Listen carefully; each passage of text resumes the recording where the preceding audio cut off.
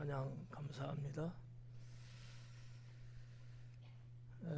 오늘부터 11장을 강의하게 됐는데 특송 가사도 그렇고 대표기도 고백도 그렇고 보니까 이런 것 같아요. 변화하자는 거잖아. 변해야 된다. 그러려면 성장이 있어야 되고 성숙해야 되고. 네, 이러한 신앙은 주님이 뭐라 그래요? 나와 함께 가자. 오늘 가사, 찬양 가사 속에 있는 거, 나와 함께 가자. 어때요? 주님이 함께 가자는데 지금 가시는 거죠? 꼭 그럴 수 있기를 바랍니다. 저쪽 혼자서 저쪽 가지 말고 주님과 함께 갈 수 있기를 바랍니다. 오늘 말씀 제목이 주보 있는 것처럼 살아난 나사로가 되겠고요. 1절부터 한 절 한 절씩 보도록 하겠습니다. 어떤 병자가 있으니 이는 마리아와 그 자매 마르다의 마을 베다니에 사는 나사로라. 이렇게 1절은 기록하고 있습니다. 11장을 기록하면서 사도 요한은 뭔가 이렇게 소개를 좀 하는, 알려주는 설명 형태로 구성을 하고 있습니다. 사실 오늘 이 11장에 나오는 내용은 사도 요한께서 이 요한복음을 이방인들에게 편지를 보내는 건데 그들에게 있었던 것을 먼저 이야기를 해주고 그 다음에 사건을 기록하는 설명문 형태로 되어 있거든요. 왜 이 말씀드리냐면 11장에 우리가 나사로 이야기를 봤는데 12장에 보면 나와요. 그러니까 11장은 미리 설명해 주고 있는 내용이고, 왜 뭔지를 모르니까 사람들이 봤을 때 유대인 같으면은 뭐 큰 문제는 없었을 거예요. 근데 이방인에게 보낸 편지이다 보니까, 물론 그 이방인 속에는 디아스포라 유대인도 있어요. 근데 그런 유대인보다는 이방인이 훨씬 이제 많지 않았겠느냐. 그래서 뭐 그런 부분들을 감안해서 이렇게 사전에 언급을 해주고 그 다음에 12장에 있는 기록을 하지 않았을까, 이렇게 이제 여겨지거든요. 자, 그러면 여기 어떤 병자가 있으니, 병자가 있대요. 이 병자였던 나사로, 그가 살고 있던 동네는 어디죠? 베단이에요. 암기하세요? 이 정도는 알고 있는 게 좋죠. 베단이에요.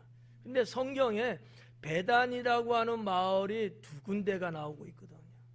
우리가 10장 마지막 부분에서 봤던 장소, 예수님께서 복음을 전하시고 예루살렘에 전하시고 당시에 유대인들이 예수님이 하나님과 나와 하나다라고 하는 말을 하자마자 예수님을 어떻게 하려고 했어요? 돌로 쳐서 죽이려고 했단 말이지. 이때 주님은 자리를 피해서 옮겼어요. 그리고 어디 갔대요? 베다니로 가셨다는 거지. 그 베다니가 오늘 11장에 나오는 베다니는 아니다라는 얘기예요. 10장에서 소개되고 있는 그 요단강 건너편, 거기는 이 지금 예루살렘 주변에 있는 마을의 베다니하고는 거리가 달라요. 두 군데이거든요. 그러니까 똑같은 베단이지만 똑같이 보면 안 돼요. 다른 장소다. 거기에 대한 좀 소상한 것은 또 이따가 한번 말씀을 드리고요. 근데 이렇게 쭉 보니까 이 나사로가 병들었다는 거죠. 우리가 뭐 다 알고 있는 얘기지만 병이 들었는데 나사로가 결국은 어떻게 돼요? 죽잖아요.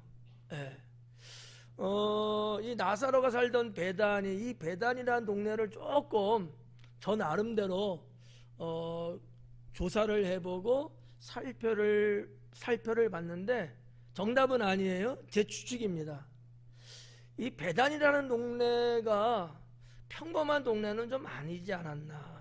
무슨 얘기냐면 좀 병자들이 많은 동네는 혹시 아니었을까, 이런 생각을 좀 해요. 왜냐하면 오늘 11장에서는 말하고 있지는 않지만 마태복음과 마가복음 그리고 요한복음에 나오는 이 나사로의 사건은 다 똑같은 곳이거든요.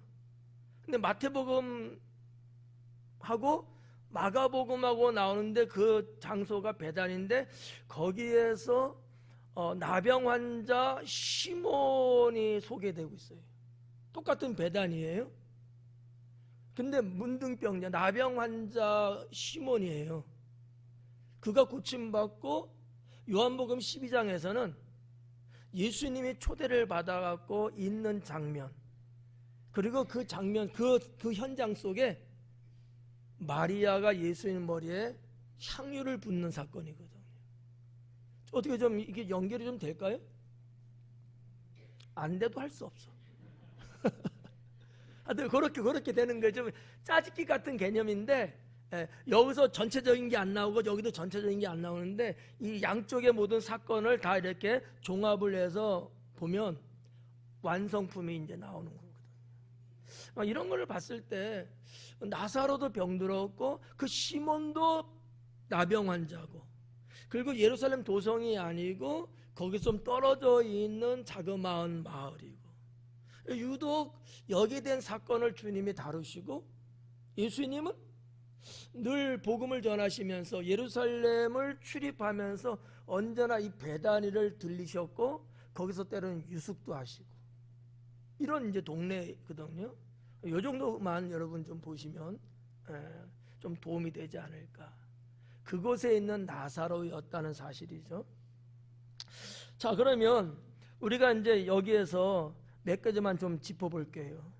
이 나사로라고 하는 이 이름은 헬라식 이름이에요. 헬라식. 유대인이지만 히브리 이름이 아니고 헬라식의 이름인 거지. 근데 우리는 이 나사로라는 이름이 너무 익숙하죠. 그죠? 그러면 히브리식의 이름은 뭘까? 몰라요.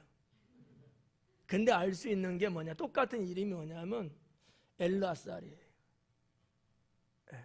그건 히브리 이름이고 그 히브리 이름을 헬라식으로 이렇게 번역해서 음력해서 보면은 그게 나사로다라는 얘기죠. 나사로라는 그 단어, 그 이름이 갖고 있는 뜻은 하나님이 우리를 도우셨다, 이런 뜻이에요. 조금 짧게 말하면 우리를 도왔다, 길게 말하면 하나님이 우리를 도왔다. 엘라살이라는 이름의 히브리식, 헬라식은 나사로. 근데 엘라살이라는 이름이 성경 구약에 이제 나오거든요. 누가 있을까요? 제가 말할게요. 아론의 셋째 아들이 엘르아살이에요. 아론은 아시죠? 네. 이스라엘의 첫 번째 대제사장, 그죠? 모세의 형, 그 아론이잖아요. 그 아론의 아들이 4명이 있어요. 첫째와 둘째는 하나님 앞에 성막에 불을, 정한 불을 올려야 되는데 다른 불을 함으로 인해서 불이 그들을 불살라서 죽어요. 하나님 심판이죠. 그리고 셋째 아들인 엘르아살이 아론의 대제사장직을 이어받습니다. 그리고 넷째 아들이 이다말이거든요. 후대에 이다말의 후손이 있는데 여러분이 잘 알고 있는 사람이에요. 엘리 제사장. 대제사장의 그 뭐라고 해야 될까? 그거를 이어받아요. 그러니까 엘르아살의 그 대를 쭉 이어오다가 얘 끊겨요. 무슨 사건들이 이렇게 생겨서. 그리고 엘리가 대제사장을 이어받아요. 그리고 훗날은 바벨론 포로 시기 이후에 사독이 대제사장직을 이어받아요. 근데 이 사독도 엘르아살의 후손이죠. 그러니까 이스라엘의 제사장 직제는 두 가지예요. 대제사장이 있고 제사장이 있고. 근데 대제사장은 아론의 후손만 할 수 있어요. 제사장은 레위 지파의 사람이면 할 수 있었어요. 요게 좀 다르다라는 거. 이참에 또 말씀드려야지 또 언제 하겠어요. 정리가 좀 되나요? 예. 나사로라는 이름은 헬라식이고 히브리식은 엘라살이다. 이렇게 보시면 좀 도움이 되지 않을까 생각됩니다.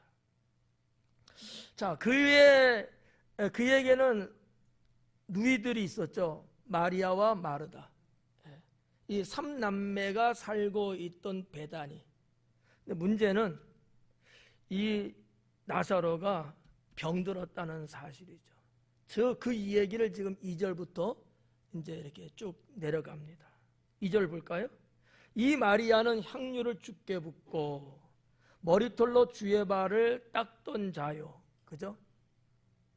닦았다라는 게 아니고 현재형을 쓰지 않고 닦았던 자인 거죠. 과거에 그랬었다는 것을 지금 설명하고 있다는 거죠. 병든 나사로는 그의 오라비니라. 오라버니래요. 그러니까 뭐 서열을 보면 나사로, 마르다, 마리아 이렇게 오빠, 여동생 둘 이렇게 이제 구성이 돼 있는 거죠. 이 나사로의 사건은 아까도 말씀드렸다시피 마태복음에도 있고 마가복음에도 있고 요한복음에도 있고 세 군데 같은 사건을 기록하고 누가복음에도 있어요. 근데 누가복음에도 향유를 붓고 머리털로 이 주님의 발을 닦았다는 건 맞는데 누가복음에 나온 것은 다른 사건이다라는 거지. 이걸 자세히 모르면 다 사복음이 똑같다고 볼 수 있는데 전혀 달라요. 뭐 이거를 여러분에게 다 소개할 수는 없으니까 누가복음 때 말씀드렸던 거예요. 강의할 때. 자, 아무튼 그렇게 정리하시면 좋을 것 같고요. 자, 향유를 부었다는 거죠. 향유를 부었어. 어디다 부었어요? 머리털로 발을 닦던 자. 그럼 어디다 부은 거야? 발에다 부었다 또는 머리에다 부었다. 머리에 부은 것이 더 맞지 않을까라는 생각도 가져요. 자, 어쨌든 자, 향유를 부었어요. 근데 이 향유가 어떤 향유냐? 나드라는 향이에요. 나드향. 우리 여성들 들어보셨어요? 우리 소연 집사님이 젊은데 나드향 써보셨어요? 안 써봤어요? 어여쁜 사람이 왜? 50대는 기대하지 마라. 여담입니다. 나드향은 아주 비싼 향이라고 그래요. 이 나드향이 어디서 나오는 거냐? 산지가 어디냐면 히말라야 산맥. 그러니까 그 먼 데서 가져오는 것기도 하고 해발이 한 5,000m 정도, 3,000에서 5,000m 되는 그 고산지대에서 나오는 건데 저도 안 써봐서 몰라. 근데 기록된 역사에 보면 이 나드향을 쓰면은 흙 냄새도 나고 나무 냄새도 난대요. 냄새라니까 좀 안 틀렸다. 흙 향기도 나고 나무 향기도 나는 아주 특이하면서도 상당히 매력적인 향이래요. 근데 이 나드향 얼마나? 분량이 얼만큼? 한근 1 한근이라는 거예요. 그러면 당시에 히브리식으로 한근은 얼마냐? 340g 정도 됩니다. 근데 우리가 이 사건을 사복음서 다 보잖아요. 자, 제자들이 뭐라 그래요? 이거를 팔면 얼마나 된다? 300데나리온 된대. 300데나리온. 300데나리온은 얼마야? 한국식으로 한국 돈으로 환산해 보면 적어도 3천만 원 돼요. 뭐 놀라는 사람도 아무도 없어. 뭐 300원 말하는 것처럼. 여러분 한번 생각해 봐요. 3천만 원 되는 향수를 부었다고 생각해 봐. 가능해요? 나는 주변 사람들, 제자들이 이 사람 정신없는 사람 아니야? 왜 쓸데없는 짓 해? 이렇게 말하는 게 좀 이해가 가요. 안 그래? 3천만 원 되는 그것을 한순간에 부어버린 거야. 이게 제정신이냐고. 차라리 그 돈을 팔아서 정말 기록된 바처럼 가난한 사람에게 나눠주든지 선교 사업에 하든지 뭔가 하면 얼마나 욕이네요. 그냥 주님 머리에 부은 거야. 이거는 용납할 수 없죠. 이거는 납득이 안 가는 사건이거든요. 그러니까 제자들이 그렇게 말한 것이 어떤 측면에서는 저는 이해가 가요. 이해가 가. 여러분 3천만 원 되는 거 한번 버보실래요? 에? 그럴 사람 아무도 없을걸? 그런데 한번 봐봐요. 3천만 원을 헌금을 하나님께 드린다는 것은 드리는 사람이 있어요, 없어요? 있어요. 그러니까 하나님께 드리는 헌금으로는 가능할 수는 있지만 왜? 그러면 그거 갖고 주님의 사업을 할 테니까. 머리에 붓고 이거는 이게 연결이 안 되는 거야. 제자들을 이상하게만 우리가 해석하면 안 되지 않을까라는 거죠. 우리들의 세계는 너나 할 것 없이 다 한마디 할 만해. 근데 예수님은 그거 갖고 뭐라고 그러셨어요? 내 장사를 위함이라고 하잖아. 뭐라 하지 마라. 뭐라 하지 마라.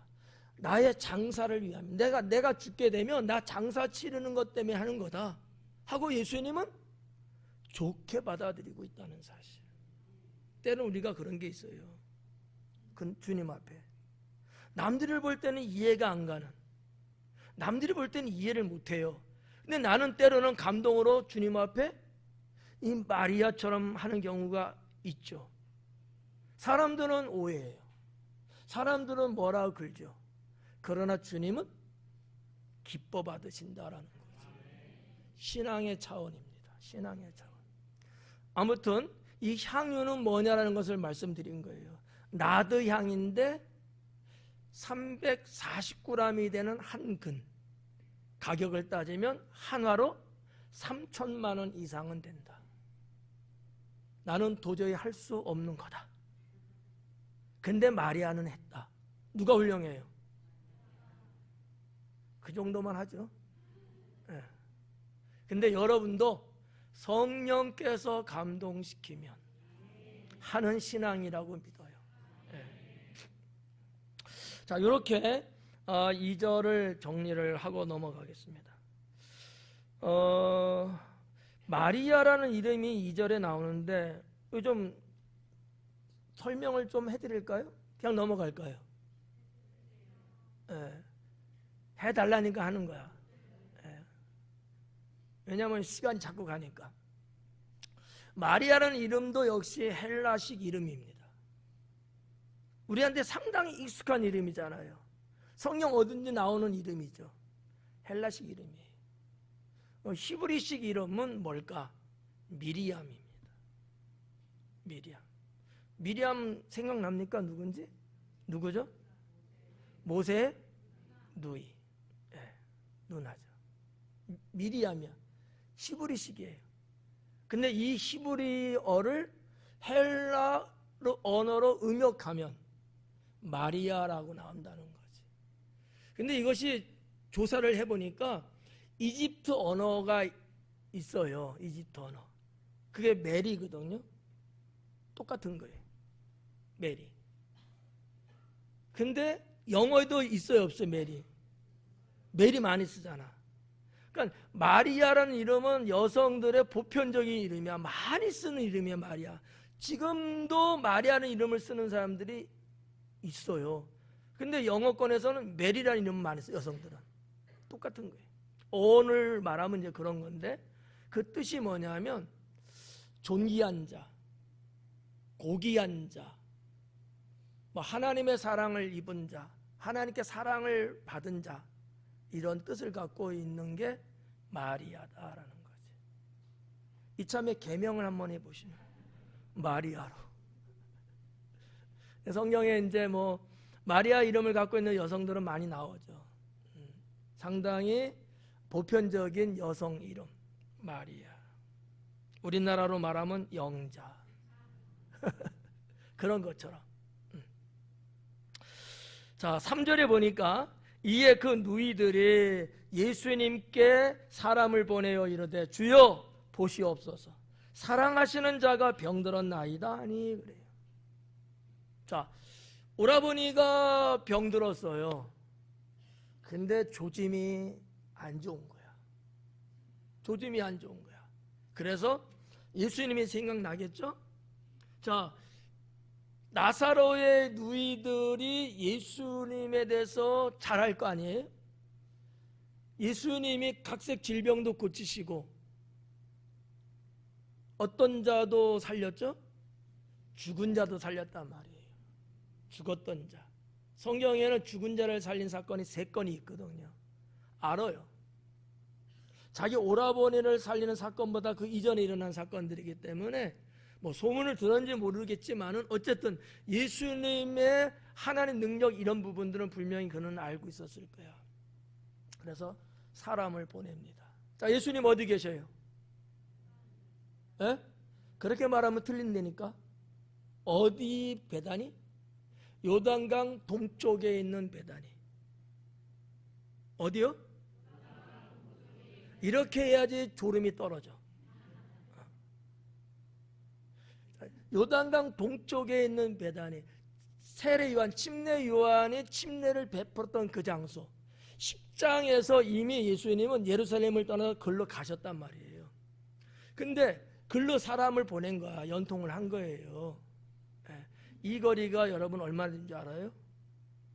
40km 됩니다. 얼마나 걸릴 것 같아요? 시간상 걸어서, 비행기 말고 뭐 내 차 몰고 말고 걸어서 얼마나 걸릴 것 같아요? 40km. 박영만 안수집사님 얼마 걸릴 것 같아요? 땡, 틀렸어요. 얼마요? 2시간? 축지법 쓰셔요? 김영진 장로님 어떻게 생각하세요? 얼마나 걸릴 것 같아요? 오전은 그것도 축지법이다. 10시간은 걸립니다. 성인 남성이 걸으면 1시간에 한 4km 걷는다 그래, 보편적으로. 40km예요. 근데 예수님은 성경에서 이 거리를 얼마나 걸린다고, 얼마나 된다고 말했냐면 한 5리쯤 된다 그렇게 기록해 놨어요. 그러니까 그 당시에는 뭐 자가 있고 뭐 이런 건 아니니까 대략적인 아마 그 나왔겠죠. 한 5리쯤 되는 거리라고 했는데 실질적으로 구글 지도에서 재보니까 한 40km가 나와요. 10시간. 차로 움직이면 1시간 15분 정도 나오더라고요. 40km지만 이 40km는요 직선거리예요. 직선거리. 근데 뭐 그 팔레스타인의 그 길이 직선으로 쫙 고속도로 나지는 않았잖아요. 우리가 다녀봤지만 어쨌든 만이 이게 상당히 먼 거리예요. 거기에 사람을 보낸 거예요. 그 얘기에 지금 뭐라 그래요? 선생님께서, 주님께서 사랑하시는 나사로, 사랑하는 자, 그 나사로가 병들었습니다 라고 이야기를 전해줘요. 자, 여기서 사랑하시는 자, 이 사랑이라는 단어가 나왔네. 우리 김성령 선생님 어때요? 사랑 좋지? 아, 좋아. 여기서 사랑하는 이라는 이 단어가 우리가 그냥 알고 있는 그 사랑, 뭐 우리는 보통 이제 아가페 사랑 많이 하잖아요. 아닌 거야. 그럼 무슨 사랑이 있을까? 아가페 말고, 에로스 말고 필레오 사랑인 거지. 이 필레오 사랑은 여러분 알다시피 우정이에요. 관계를 맺은 그런 사랑. 그러니까 자 봐봐요.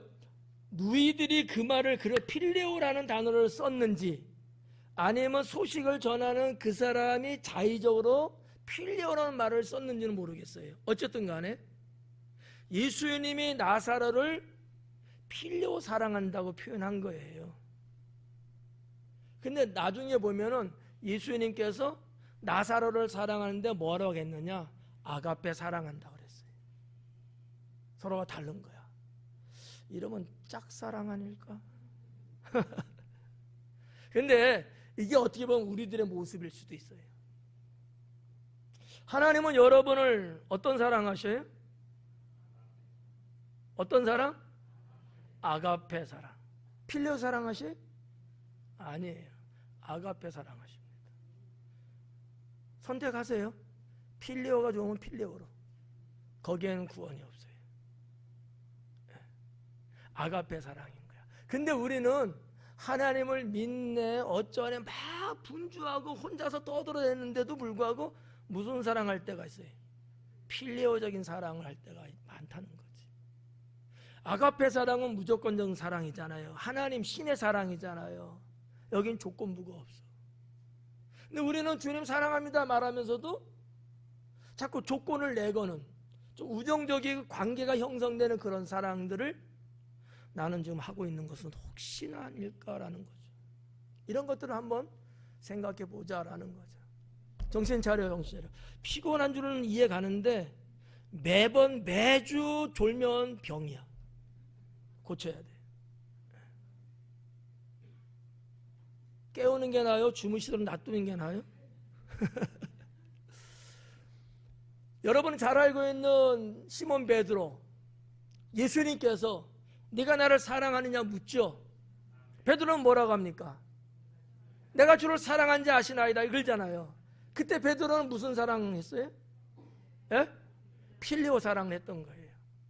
근데 예수님이 듣고 싶었던 사랑은 아가페 사랑이었던 거죠. 이게 우리의 모습은 아닐까라는 거죠.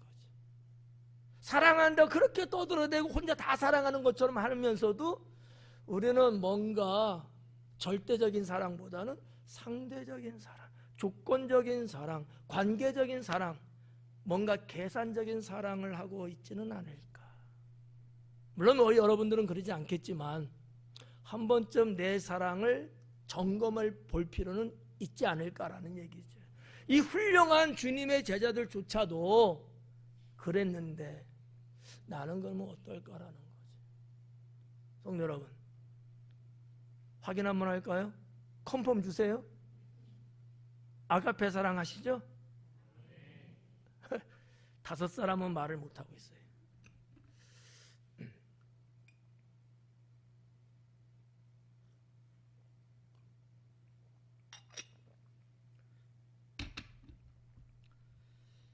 아가페 사랑이 아니면 주님 뜻에 합당하지는 않습니다.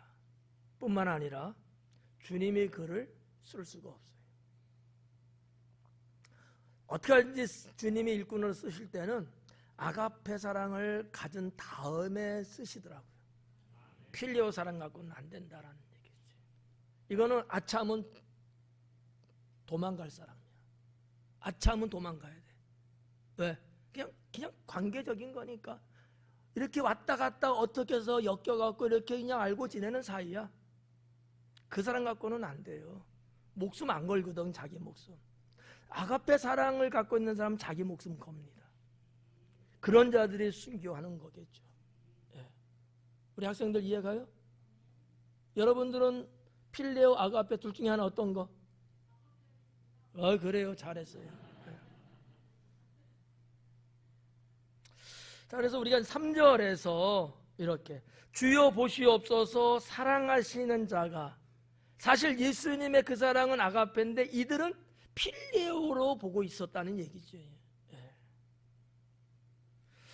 4절에 예수님께서 들으시고 이르시되 이 병은 죽을 병이 아니다. 우리가 다 알지만 나사로 어떻게 됐어요? 결과는 살았어 죽었어? 그렇게 너무 건너뛰면 어떡해. 내 꼴이 말이 아니잖아. 살아서 죽었어요. 죽었어요. 근데 예수님이 뭐라 그래요? 죽을 병이 아니라는 거야. 아니 죽었는데 죽을 병이 아니래. 그럼 예수님 말씀 틀렸어요? 맞았어요? 틀렸어. 죽을 병으로 죽었어. 근데 왜 예수님은 죽을 병이 아니라고 그랬어요? 주께서 살릴 거니까. 주님 안에 있으면 죽은 자도 산 자요, 산 자도 살 자라는 거. 이게 요한계시록에서 나오는 말씀이에요. 요한계시록도 사도 요한이 썼잖아. 요한복음도 사도 요한이 썼잖아요. 이 신앙 사상이 똑같은 거예요. 물은 내게 있는 자는 죽어도 살 것이요 살아도 살 것이요. 예, 그러니까 예수님의 관점, 예수님이 갖고 있는 영적인 거는 나사로가 육체적으로는 죽는 거 알아요. 하지만 죽었다고 여기질 않으시는 거지. 우리도 때로는 피골이 상접하고 죽을 수밖에 없는 그런 형편에 있을 수 있어요, 없어요? 황 집사님, 그럴 때 있죠. 근데 주님은 어떻게 보실까요? 저거 죽었다 이렇게 보실까요? 아니면 걱정하지 마라, 내가 너를 살리리라 이렇게 볼까요? 후자죠. 이게 신앙이에요. 우리는 그런 주님을 믿고 있는 거거든요. 네. 이 부분에서 그런 걸 좀 보자. 사람들은 다 안 된다고 해요. 김남현 권사님 안 된대요. 옆집 사람이, 그분도 권사님이셔. 근데 안 된대. 근데 주님은 뭐라 그래요? 된다고 그래요. 뭐를 받아들일래요? 그렇죠. 네. 된다는 거예요. 사람은 인간적인 생각, 세상적인 방법, 나의 형편과 처지, 환경 이런 거 보면서 아유 글렀어 안 돼, 포기해. 내 주변 사람들이 이렇게 말할 때 있어요. 나 스스로도 그렇게 생각할 때가 있거든. 나 스스로도 하나님을 그렇게 잘 믿는 나도 언젠가는 아유 안 되겠다, 포기해야지, 이런 마음이 훅 올 때가 있을까 없을까요? 있어. 근데 주님은 무슨 음성을 주셔요? 포기하지 마라. 내가 너와 함께한다. 여러분, 성경에 기록된 말씀에 의하면, 성경에 기록된 말씀 보면은 이런 말씀이 있죠. 내게 능력 주시는 자 안에서 나는 모든 것을 할 수 있느니라. 병들어서 죽는 거야. 그러나 주께서 하신다면 살아날 수 있다는 이런 어떠한 말씀들이 이 속에 담겨져 있지 않을까. 그렇다면 우리는 굳이 세상 사람들이 말하는 논리적이고 이성적이고 계산적인 그런 쪽에 너무 치우치거나 거기에 빨려가면 안 되지 않겠는가. 자, 이런 부분들, 죽을 병이 아니라 하나님의 영광을 위함이요.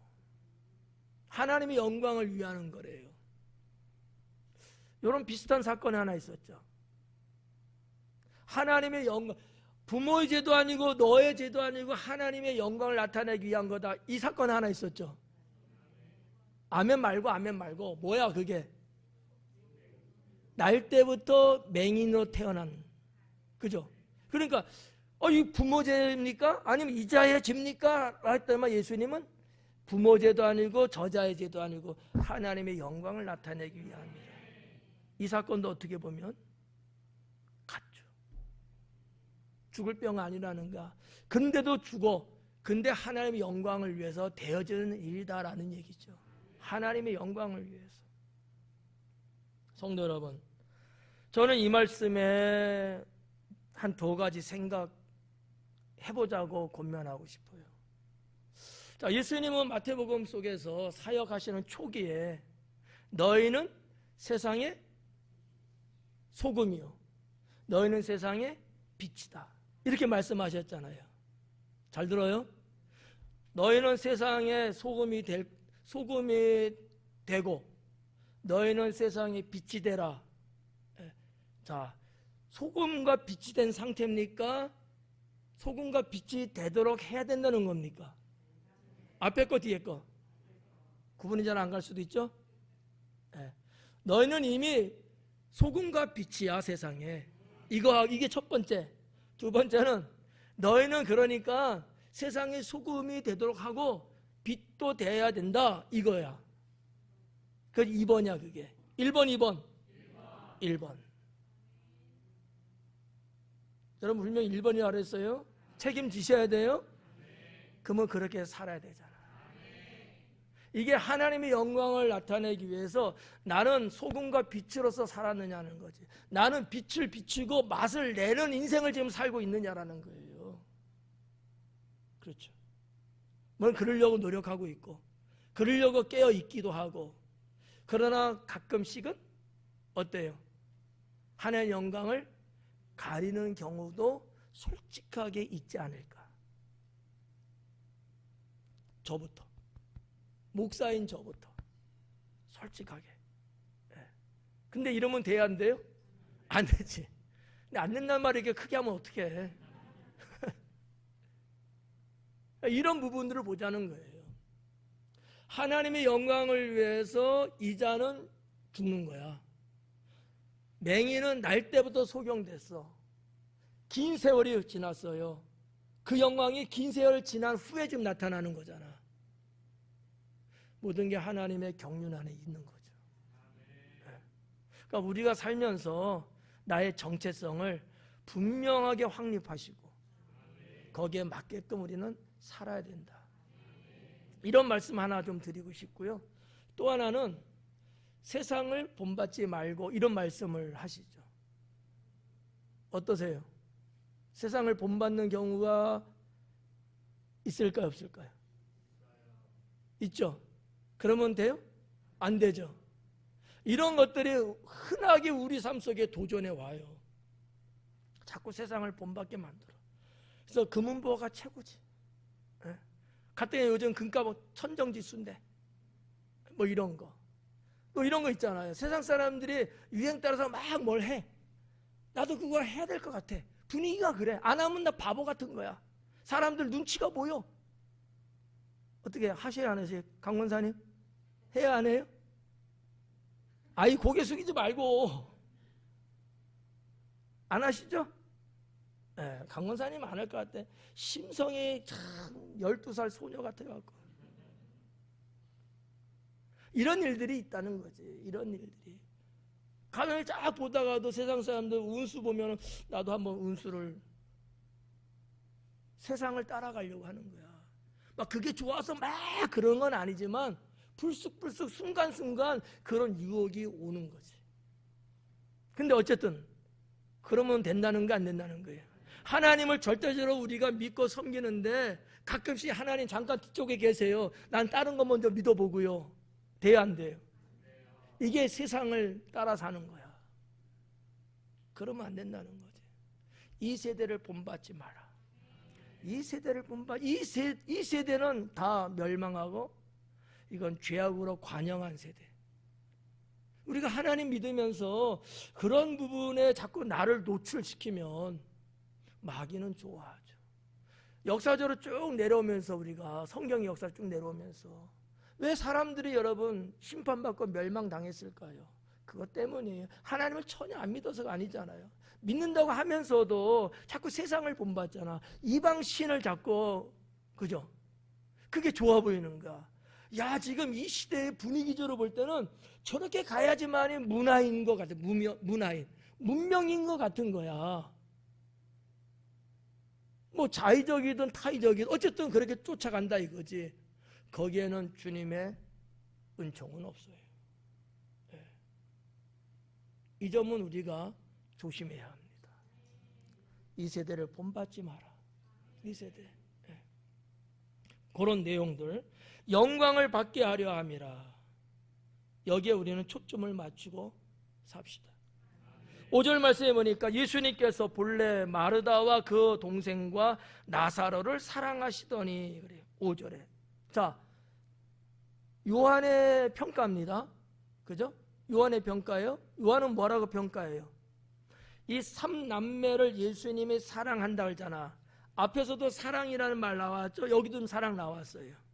자, 앞에서 나온 사랑은 마르다가 사람을 보내면서 그 사람이 전해준 사랑이야. 근데 그거는 아가페 사랑? 필레오 사랑. 근데 여기서 지금 말하는 요한의 평가의 사랑은 무슨 사랑? 아가페 사랑이었던 거예요.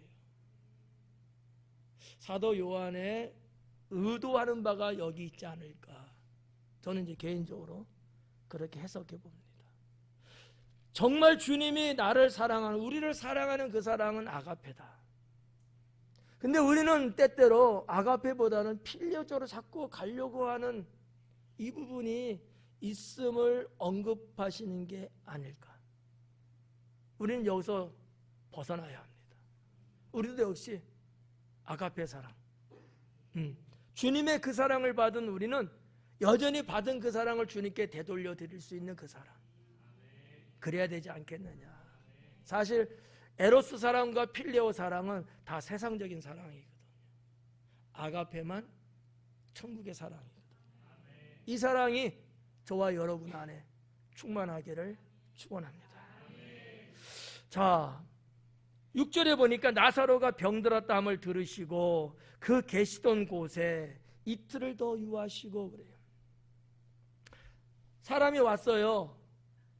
예수님 분명히 사역하고 있었을 겁니다. 근데 그 소식을 들었어요. 그러면 예수님은 어떻게 행동하셔야 돼요? 야, 짐 싸 빨리 가자, 막 이래야 되는 거 아니에요? 아가페 사랑한다며. 그렇게 가는 게 맞죠. 근데 예수님은 어때요? 이틀을 더 안 가셔. 안 가셔. 안 가면 어떻게 되는 거야? 죽는 거야. 김정인 집사님, 이틀 동안 안 가신대. 가셔야 되는데, 그죠? 얼마나 이게 예수님의 행위가 이해가 안 가요. 저는 이해가 안 가요. 여러분 이해 가요? 간다고 해도 상관없어요. 저는 이해가 안 가. 아니, 사랑하는 그 사람이 그렇게 죽게 될 정도로 병들어서 이렇게 연통이 왔는데 그거를 안 가고 이틀 동안 더 있겠다고? 뭐가 그렇게 중요한 게 있다고? 그렇잖아요. 사랑 안 한다면 안 갈 수 있지 뭐. 이재년 집사님 같으면 갈 것 같아요, 안 갈 것 같아요? 그러면 내가 부산에서 부르면 당장 올 것 같아요, 안 올 것 같아요? 이렇게. 근데 예수님은 안 가시더라고. 왜 안 가셨을까?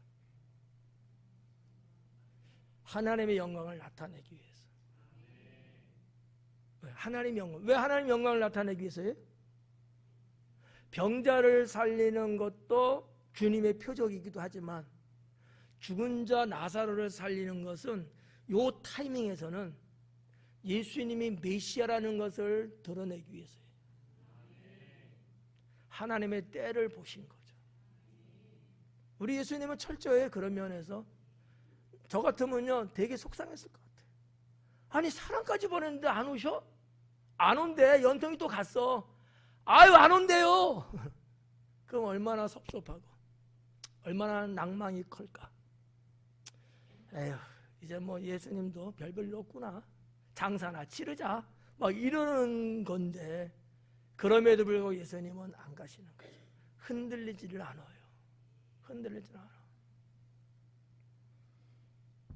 저는 이 대목에서 뭐 여러 가지 생각할 수 있습니다만, 하나는 아까 말씀드린 거죠. 하나님의 영광을 드러내는 것. 두 번째는 예수님이 메시아로서의 표적을 보여주시기 위한 것. 세 번째는 당시의 제자들의 신앙을 상승시키기 위한 것. 첫 번째, 두 번째 여러분들 충분히 이해하실 것 같아요. 세 번째 뭐라고요? 제자들의 신앙을 끌어올리기 위한 거예요. 이게 여러분 받아들일 수 있는 내용일까요? 어때요? 여러분 받아들일 수 있겠어요? 못 받아들이겠어요? 알아서 하세요. 근데 제가 볼 때는 이런 거지. 자, 예수님이 이제 얼마 안 돼요. 고난 받으시고 죽으시고. 그러면 이 땅에 구원을 이루시는 건 했는데 복음을 누가 전할까요? 왜 예수님이 제자들 12명을 선택했을까요? 예수님이 사역하는데 편안하게 하려고 불렀을까요? 아니잖아요. 만국의 복음을 전파하기 위해서 불렀을 거 아니에요? 근데 이 제자들의 신앙 갖고는 안 돼요. 당장 얼마 후면은 나를 이어서 복음을 전해야 될 사람이야. 근데 이들의 지금의 신앙은 안 되는 거야. 근데 죽은 자를 살리는 모습을 보면서 우리 선생님이, 우리 주님이 말씀하신 것처럼 메시아구나. 체험신앙을 갖게 하십니다. 체험신앙. 성도 여러분, 제가 하나만 권면할게요. 우리 하나님 다 같이 믿으면서 신앙의 체험이 있어야 합니다. 그냥 별일 없이 우리가 그냥 이렇게 신앙생활 할 때는요, 체험 없어도 잘 믿어요.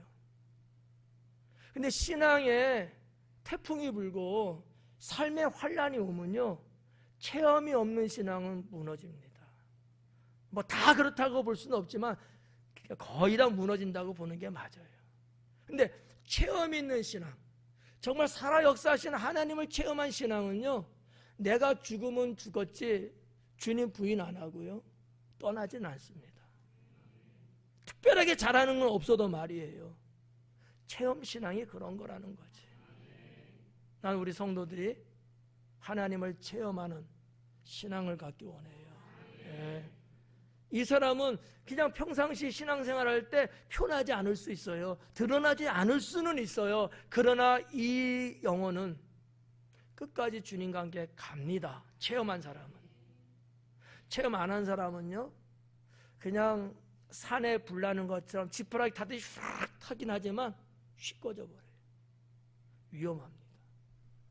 그래서 체험하기를 축원합니다. 네. 이러한 거 저의 개인적인 해석이에요. 그러지 않았을까? 그런 것까지도 주님은 내다보지 않았을까? 트레이닝을 시키는 거예요. 내가 어거지로 좀 해석하고 있나?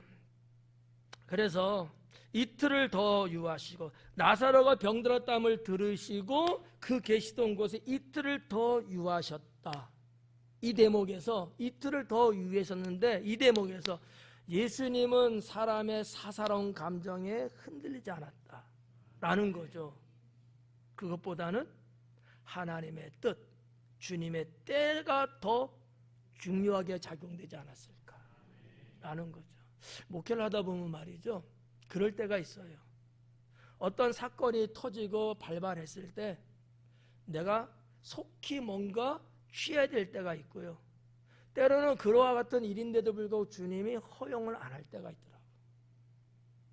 그래서 목사가 뜸들이듯이 그 때를 조금 기다릴 수밖에 없는 그런 경우들이 있어요, 목회를 하다 보면. 근데 이제 성도의 입장에서는 매우 서운하죠. 우리 목사님 사랑이 식었나 봐, 뭐 이런 식으로. 그런 건 아니에요. 그 마음은 변함없는데, 목사는 여러분 기도하는 사람이잖아요.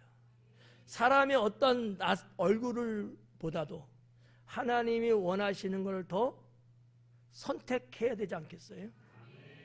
그래서 그럴 때가 있어. 저는 예수님이 이틀을 더 머물렀다는 것이 조금은 그런 면에서 좀 이해가 가요. 하나님께 초점을 맞추면서 마지막까지도 사역하시는 예수님. 감히 제가 이 예수님을 거론한다는 것 자체가 모순이긴 하지만, 한낱 목사도 때로는 목회하다 보면은 옆에 있는 사람이 목사님 이거 지금 해야 되지 않아요? 어쩌야 돼? 막 쫄라대고 막 그래요. 근데 때로는 감동이 안 오고요, 내 영혼이 움직이지 않아요. 그리고 오히려 그 시간에 기도하게 되고 때를 기다리는 경우가 있더라는 거죠. 저의 경험상 그렇다는 거예요. 그리고 주님이 움직일 감동을 줄 때가 있어요. 그때 움직이면 결과론적으로 그게 맞다는 것을 느낄 수 있다는 거죠. 섣불리 그냥 인간적으로 그냥 감정적으로 팍 해갖고 했다가는 오히려 화가 더 일어나고 여러 가지 상황과 형편에 있어서 이게 이렇게 뭐랄까 평정되지 못하고 균열이 막 일어나는 거야. 오히려 더 이렇게 막 인간적으로 서둘렀다가는. 근데 그러지 않고 주님이 주시는 마음을 갖고 좀 중심을 잡고 상황을 조금 기도하면서 보면서 할 때 결과론적으로는 그게 더 완벽했다. 이런 게 있더라고요. 그래서 저는 이 말씀을 준비하면서 그런 것이 조금 와닿더라고요. 어때요, 여러분? 혹시나 여러분에게 그 급박한 상황이 터졌는데 제가 여러분 빨리 움직이지 않아서 어떻게 좀 서운하면 어떡하죠? 좀 이해가 가겠어요? 네. 우리 목사님이 그럴 사람은 아니지. 하고 이해를 해주시고 기다려주면 하나님은 최적의 은혜를 주신다고 믿어요. 자, 7절을 보니까 그 후에 이틀 더 유하시고 그 후에 제자들에게 이르시되 유대로 가자. 유대로 다시 가재요. 지금은 유대 바뀝니다. 여리고니까. 여리고 건너편이거든요. 여리고도 더 가야 돼. 유대로 가자는 거야. 유대로. 베다니로 가자도 아니야. 유대로 다시 가자는가. 유대로 다시 가재. 이 말을 듣고 제자들이 이만큼 치밀어 올랐어. 화가. 속상함이. 왜요? 아니 그게 돌 맞아 죽을 뻔했던 그곳을 다시 가자고요. 본인들도 위기를 느낀 거야. 어때요? 제가 여러분 우리 전에 안 좋은 기억은 있지만 우리 죽더라도 갑시다 하면은 따라 나설 사람 얼마나 될까? 이재동 안수 집사님 어때요? 가실래요? 아멘이래. 감사해요. 같이 죽는 거야 그냥. 같이 죽는 거야. 예수님의 이 말씀 다시 유대로 가자라는 이 말을 들었을 때 제자들은 뚜껑이 확 열려버린 거야. 아니 선생님 제정신이에요? 그게 아주 중요한 단어가 딱 나와. 단어 하나가 뭐예요? 내 얼굴 봐하고 생각날까? 방금. 시간적 단어 나오죠. 방금도 유대인들이 돌로 치려 하였는데 방금도 유대인들이 돌로 치려고 했는데 언제 돌로 치려고 했던 거예요? 방금이 언제야? 에? 지금? 그렇지. 시간적으로는 그렇잖아. 사건적으로는 그 방금이 언제를 말하는 거지 지금. 예루살렘에서 복음을 전할 그때잖아요. 그때가 언제였을까요? 수전절 때였어요. 수전절이 언제라고요? 날짜로? 12월 초.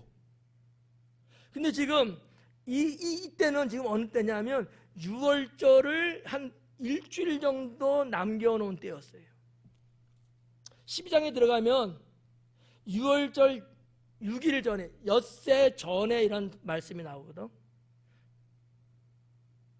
그게 온 거예요. 6일 전에. 그럼 한 일주일 정도 잡고 수전절과 6월절의 날짜적인 거리는 약 4개월 납니다.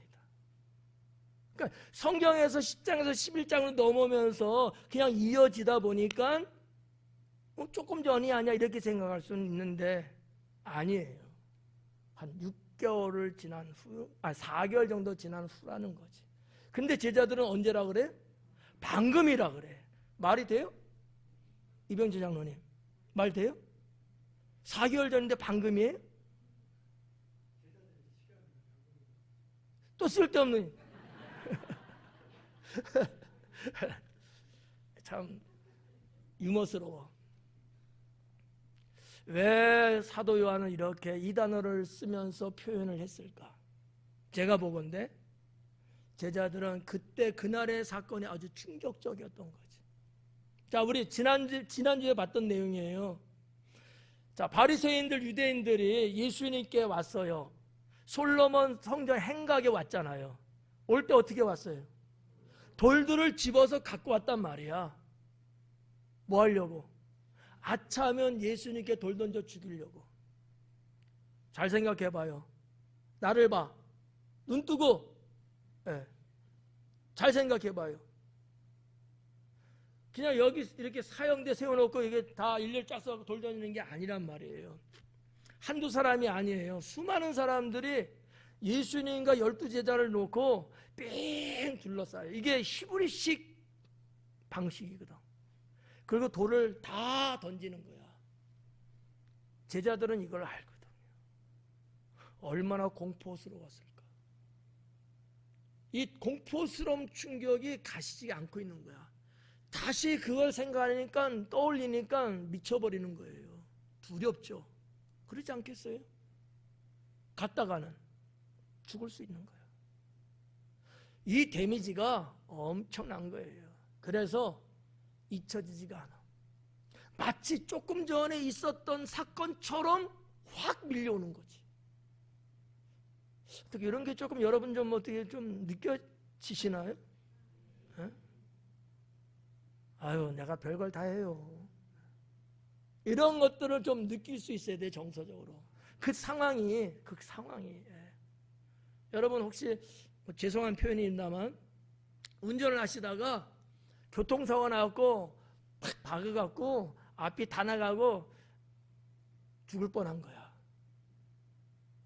언제 정도면은 이 사건이 잊혀질까요? 죽을 때까지 못 잊을 거야 아마. 그죠? 찾길이 슬쩍 이렇게 한 거는 뭐 그냥 생각지도 않지만 삶과 죽음의 갈림길에 있었던 사건 정도면 계속 떠오르죠. 아니 생각 안 하고 살았는데 다시 이대로 가져가니까 그 생각이 팍 들어오는 거지. 아니 선생님 정신 있어요? 우리를 돌로 쳐 죽이려고 했는데 그걸 다시 가자고요? 그러는 거야. 제자들은 이해를 할 수가 없죠. 근데 어쨌든 예수님은 나사로를 살리기 위해서 다시 가자는 거예요. 누구 말이 옳아요? 예수님이에요? 제자들이에요? 둘 다 맞아. 제자들의 그 표현과 입장도 충분히 공감이 되고 예수님은 또 예수님 나름대로의 그 사랑과 사역이 또 공감이 되고 그래서 9절에 보니까 예수님께서 대답하시되 낮이 12시간이 아니냐 낮이 12시간이 아니냐 사람이 낮에 다니면 이 세상에 빛을 봄으로 실족하지 아니하고 밤에 다니면 빛이 그 사람 안에 없는 거로 실족하느니라. 낮이 12시간이 아니냐 그래. 낮이 12시간이 아니냐. 어때요? 우리나라 낮은 몇 시간이에요? 뭐 다 틀리지 계절마다. 히브리 이스라엘이라고 하는데 보면은 보편적으로 평균 삼아서 새벽 6시에서 저녁 6시면 해 뜨고 해 져요. 딱 12시간이거든요.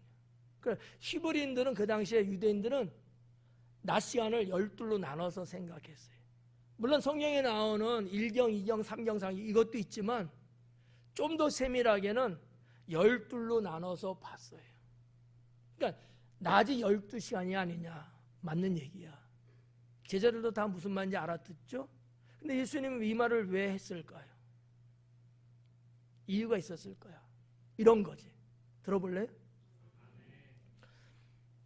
요단강 건너편 베다니 그리고 예루살렘 바로 앞에 있는 베다니 거리가 얼마나 걸린다고요?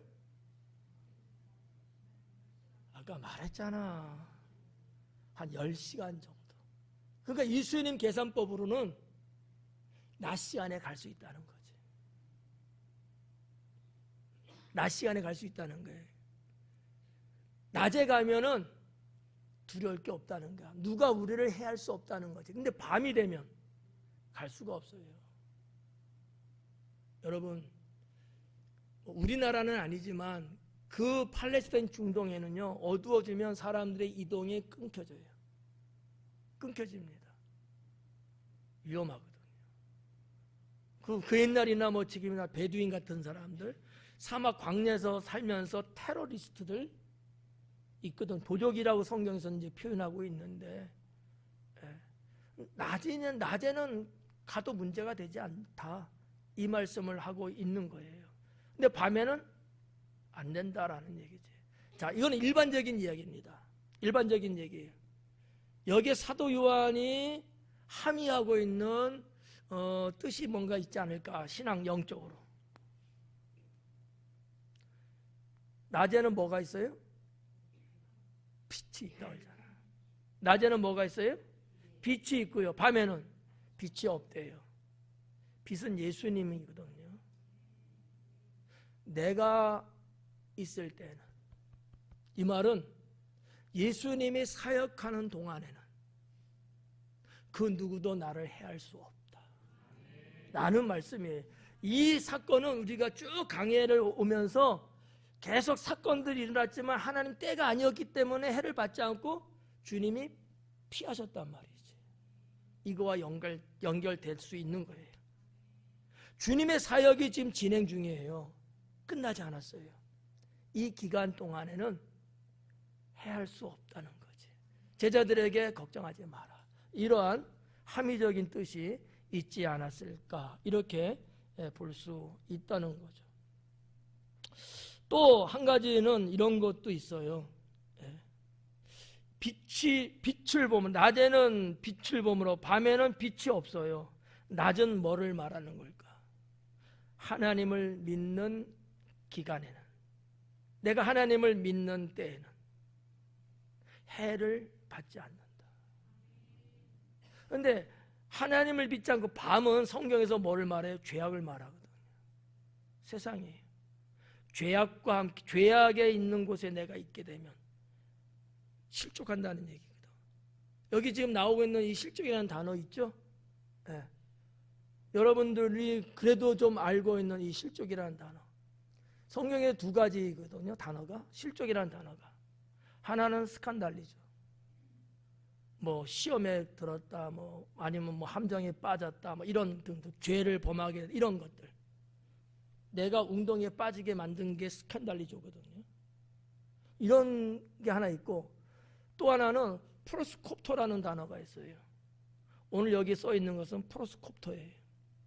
이건 무슨 얘기냐면 뜻이 부딪히다, 부딪혀서 넘어지다, 이런 뜻을 갖고 있는 거예요. 그러니까 나와 함께 있을 동안에는 부딪혀 넘어질 이유가 없다. 환난을 명쾌하시는 성경적 말씀이라고 볼 수도 있고, 요 실족이라는 단어로 번역은 됐는데 스칸달리조가 아니고 프로스콥토라고 하는 거. 그러니까 주님께서는 그 어떤 것을 부딪혀서 넘어지지 않고요, 위험에 빠지지 않고요, 해를 입지 않는다는 마지막 결론의 얘기거든요. 해를 받지 않는다. 이거는 우리가 시편에서 다윗이 고백한 것처럼 사망의 음침한 골짜기를 다닐지라도, 기억하시죠? 네. 뭐 그런 어떤 영적인 의미를 부여한다면 그렇게도 볼 수 있지 않을까, 이렇게 해석할 수 있습니다. 자, 10절에 이제 있는 내용까지 이렇게 봤고, 자, 그렇다면 우리는 항상 어디 안에 살아야 돼요? 빛 가운데 살아야 된다. 주가 내 안에, 내가 주 안에. 11절, 이 말씀을 하신 후에 또 이르시되 우리 친구 나사로가 잠들었도다. 그러나 내가 깨우러 가노라 그래요. 나사로가 잠들었어요? 죽었어요? 근데 예수님은 뭐라 그래요?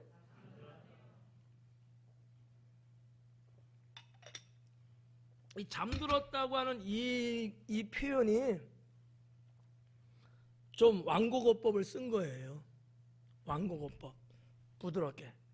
직설적으로 말한 게 아니고 돌려서 부드럽게, 거치지 않게끔. 죽었는데 잠들었다고 하죠. 우리 기독교 신앙 안에서도 이게 잠들었다는 성경적 표현들이 많이 나오잖아요. 여러분, 잠들면 죽은 거야.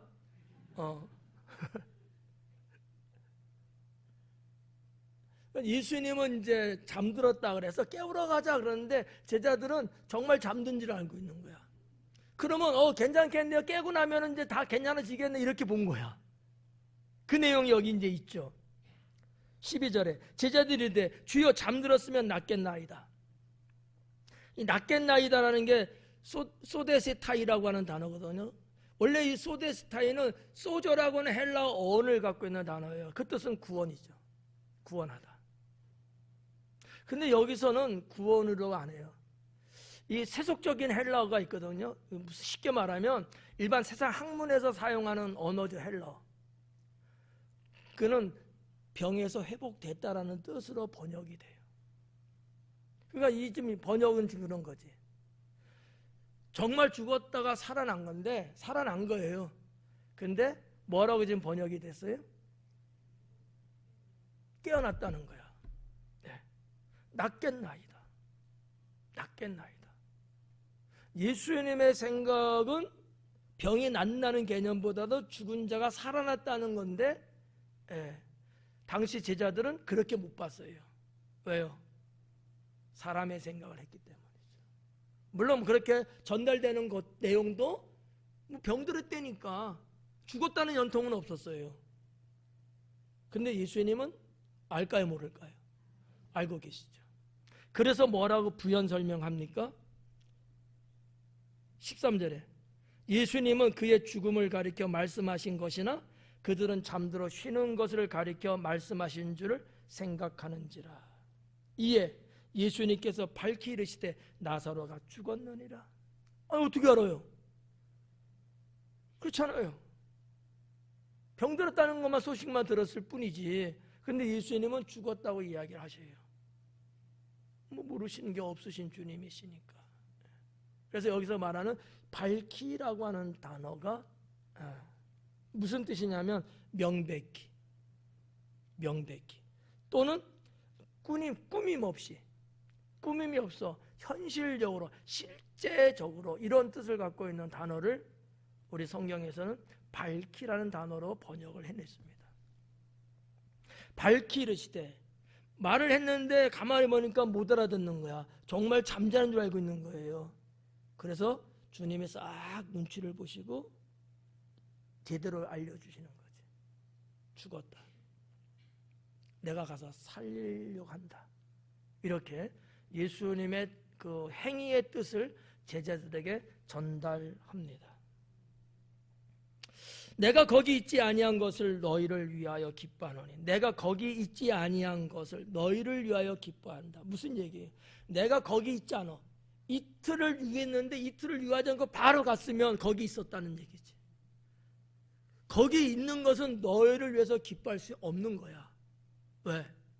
아까도 말씀드렸지만 바로 가셨으면 아픈 병을 치료했어서 좋긴 하지. 그러나 원래 메시아 되심을 나타내는 표적과 하나님 영광을 돌리는 관점에서는 그건 아니었던 거예요. 오히려 이렇게 이틀 머물고 가서 죽었을 때에 살리는 사건을 통해서 제자들의 신앙이 아까 뭐라 그랬어요? 상승시킬 수 있었던 거지. 체험할 수 있게끔 주님이 일하신 거죠. 때로는 우리 주님이 그러셔요. 때로는 우리는 모르니까 오해할 수도 있고 속상할 수도 있는데 주님은 그런 나의 인간적 감정보다는 더 깊은 뜻을 가지시고 우리에게 섭리하시죠. 어때요? 그런 주님의 섭리를 믿어야 되죠? 그래서 때로는 기도하면서 주님의 때를 기다리는 것도 신앙의 영성이다 라는 거죠. 자, 그런 말씀을 이제 보고 너희로 믿게 하려 함이라. 다 같은 함의가 있는 내용들이죠. 그러나 그에게로 가자. 출발하시는 거지. 자, 사람들이 예수님 있는 베다니를 갈 때 하루 걸렸어요. 이틀 머무르셨죠? 예수님도 가는데 하루 걸렸어요. 그 모두 며칠? 4일. 그래서 마르다가 하는 얘기가 뭐예요? 죽은 지 사흘 됐습니다. 나사로한테 가니까 주님 죽은 지 나흘 됐어요. 이해가요? 그래서 4일이 나온 거야. 이런 내용을 소소하게 모르면 4일이라는 말이 도대체 왜 나온지 하긴 뭐 그것도 궁금하진 않으니까. 이제 무슨 말인지 아시겠죠? 왜 4일 됐다는 말을 했는지. 그게 딱 4일 걸리는 거거든. 그랬더니만 16절에 디두모라고도 하는 도마가, 디두모라고 하는 이름이 두 개 나와. 도마하고 디두모가 나와. 근데 이 도마는 디두모라고도 불러준다는 얘기지. 자, 봐봐요. 예수님 당시는 사람들의 이름이, 유대인들이 대략적으로 2개 정도 이름은 갖고 있어요.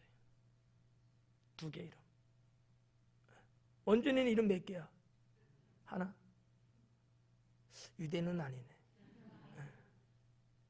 우리 그냥 하나잖아요. 있으면 이제 별명이잖아요. 근데 그들은 아니야. 그 시대에 원래 유대인이니까 히브리 이름 아니면 아람어 이름이 있고요. 그 다음에 헬라 시대니까 그리스 로마 시대니까 계속 그 언어 헬라어의 이름을 하나씩 갖고 있어요. 그 디두모는 헬라식의 이름이에요. 도마는 아람어의 이름이에요. 근데 그 뜻은 쌍둥이입니다. 디두모도 쌍둥이, 도마도 쌍둥이. 뜻은 똑같아요. 요한은 누군가 헷갈릴 수 있으니까 그걸 아마 이렇게 또 기록을 해서 좀 더 분명하게 알게 하기 위해서 이렇게 기록하지 않았을까. 특별한 의도는 없는 것 같아요.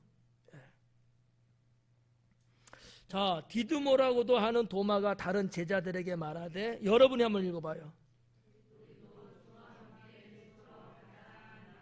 저는 말 안 했어요. 죽으러 간다는 말 안 했어. 난. 여러분은 죽으러 간다 그랬어요. 자, 주님과 함께 죽으러 가자. 누가 그래요? 도마가 그래요. 여러분이 알고 있는 도마는 어떤 사람이에요? 의심 많은 사람이야. 근데 사실 도마는요, 용감한 사람이에요. 근데 도마를 MBTI로 말하면 T에 해당되는 사람이야. 그리고 S에 해당돼요. 이성적이면서도 현세적이고 사실적이고. 이런 거지. 넓은 습을 보지를 못하고요, 나무 하나하나 보는 사람이야. 현실관계, 사실관계를 따지는 정도의 성격의 소유자. 당장 지금 사건이 터지니까 좀 순종하고 믿고 따르고 그게 아니고 탁 튀어나가는 거야. 이게 지금 현안의 문제니까. 그래? 다 같이 우리 죽으러 가자. 막 이러는 거지. 어떠세요? 우리 같이 죽으러 갈까요? 도마에 대한 여러분들의 좀 각인된 생각을 오늘 말씀을 통해서 조금은 좀 업그레이드 좀 시키면 어떨까? 도마는 무조건 의심 많은 사람이라고만 보지 마시고 주님을 위해서 죽음도 각오했던 사람이 도마였습니다. 이 도마의 역사를 보면 말이죠, 그는 정확하진 않겠지만 제가 알기에는 주 52년인가 그쯤 해갖고 인도에 복음 전하러 가요. 그리고 한 20년 정도일까? 한 70몇 년? 한 80년? 그 어간에 순교를 당한데 칼에 창에 찔려 이제 죽어요. 도마를 시샘하고 도마를 핍박했던 사람들. 근데 이 도마가 어디까지 복음을 전하냐? 인도에 갑니다. 혹시 여러분 인도에 대해서 조금은 아시나요? 지금 지명으로 말하면 첸나이라는 도시가 있거든요. 역시 모르는군요. 그러니까 인도 서쪽으로 들어가서 남쪽에 복음 전하고 동쪽에 이르기까지 거의 인도의 어느 일부분을 복음을 전파하셔요. 지금도 도마를 믿고 도마의 신앙을 지키려고 하는 인도 사람들이 지금 현재 있습니다. 여러분, 인도가 어떤 곳이에요? 이스라엘에서 인도 보면요, 중간에 뭐가 있어요? 페르시아가 있어요. 이거를 관통해 넘어가야 되는 거야. 물론 이거를 지금 설교하려고 하는 거 아니니까 쉽지 않았다는 얘기지. 그 먼 거리예요. 그분은 거기에서 순교하고, 지금도 인도에 가면 도마의 시신 위에 건축한 기념교회가 있어요. 저도 거기를 갔다 와봤거든요. 아주 훌륭한, 정말 의심하면 대명사로 도마를 이야기하지만, 도마는 그때 그 사건 외에는 누구보다도 주님을 위한 충성, 헌신이 대단했던 제자였습니다. 그래서 결국은 순교하고 복음을 전하게 되고, 그런저런 어떠한 이 복음의 현장 속에서 그 후시대에 도마로 인한 건 아니겠지만 어쨌든 중국으로까지도 복음이 전해지게 되고, 중국을 통해서 당나라 태종 때 한 7세기경 되겠죠? 신라에까지 기독교가 전래되는, 이런 면에서 어떻게 보면 초석을 놓은 사람이 도마가 아니었을까. 지금도 여러분 그 불국사 거기 가면 십자가, 석상에 십자가가 있고요, 오병이어, 떡 5개, 물고기 2마리가 있고요, 마리아가 어린아이를 안고 있는 게 새겨져 있어요. 주 7세기니까 당 태종 때니까 그때 신라 역사가 1000년이잖아요. 이 선덕 여왕 때 당 태종하고 물물 교류가 있었고, 그 후에 진덕 여왕 때까지 당나라하고 교류가 활발했거든요. 그때 기독교가 한국에 전래됐다라고 보는 고증이 있다는 거죠. 역사가 깊은 거죠, 그렇게 보면. 이마만큼. 어쨌든 간에 도마가 그런 건 아니지만, 도마를 기점으로 해서 그 후에 이 네스트리우스 파가 있거든요, 기독교 안에. 그래서 중국에서는 경교라고 그래요. 볼경자야. 계시하는 종교라는 얘기거든요. 이게 중국 당태종이 황제인데, 설에 의하면 그도 세례받았다 라는 말이 있죠. 그래서 하여튼 도마가 마지막 자, 주님과 함께 죽으러 갑시다 라고 외쳤는데, 우리도 한번 외쳐볼까요? 기도하겠습니다.